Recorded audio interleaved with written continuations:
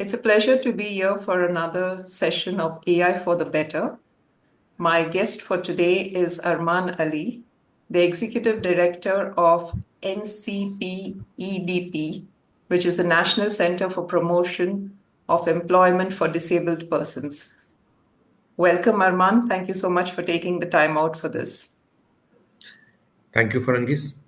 As we start, Arman, if you can just share a little bit of background about the organization. NCPEDP is a 29-year-old organization and India's leading organization, which is into research-based advocacy around disability inclusion in anything that you see is in whether it is education, employment, accessibility, law, any ongoing discourse in the country. State of employment of people with disability has not changed in last 3 decades. So I think back in 1999, when NCPEDP did the first study to understand the status of employment for people with disability in India, it was less than 1% of people were employed in private sector or otherwise.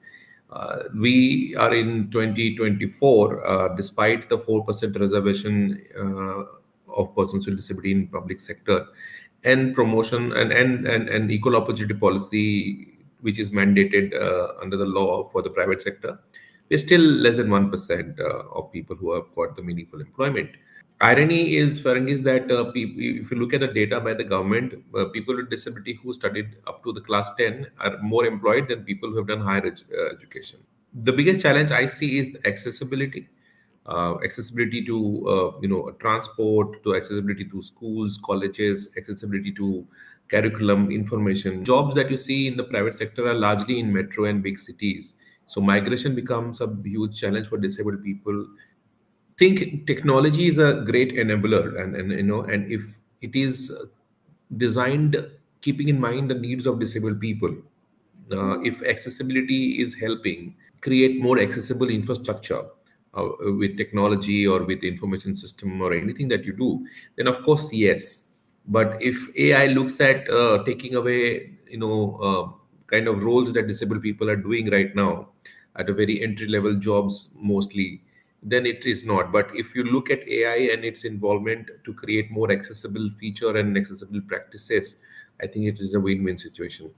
There is a need to create a policy around assistive technology for people with disability. India doesn't have a policy where you can have an ecosystem around technology which will help disabled people, participate in the labor market or in with education and so on.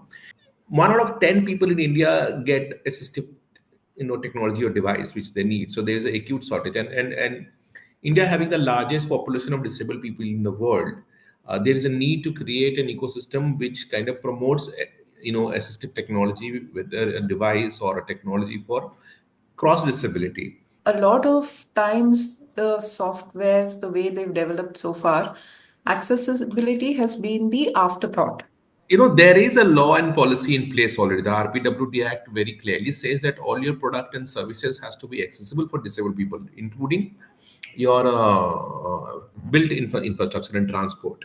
This 8th November Supreme Court order around accessibility, which talks about making accessibility a fundamental right, and the court has directed the government to come up with a set of non-negotiables, that what is mandatory you cannot do without that. We cannot create a product, service, or a building or a infrastructure without these non-negotiables. We just did a digital accessibility landscape of finance sector in India.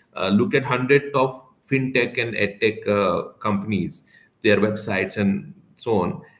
You would be surprised to know that 91% of them are inaccessible. They don't adhere to accessibility needs. Also, Farangis, anything which is accessible for disabled people, it is accessible for all. So I think wherever you see any person with or without disability, presume competence. Absolutely. Thank you so much for taking the time out today to share this with us.